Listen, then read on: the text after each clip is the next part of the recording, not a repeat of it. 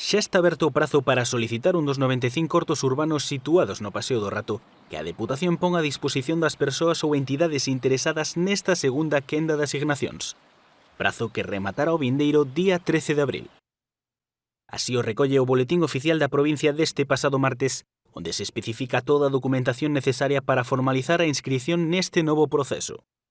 Nesta segunda fase, o Goberno provincial adxudicará un total de 95 parcelas de acceso libre sen custe algún e cunha duración de 2 anos. O proceso de selección farase a través dun proceso de concorrencia competitiva no que primarán criterios sociais como estar en situación de desemprego, ser representante dun centro educativo ou traballar para un colectivo social, entre outros. Tamén será necesario residir no Concello de Lugo ou ben en municipios lindeiros e non ser con anterioridade usuario de algún destes hortos urbanos. O Goberno provincial repartiu na primeira fase do proceso de asignación un total de 55 parcelas, que foron adxudicadas baixo sorteo público a persoas ou entidades que xa foron usuarias anteriormente.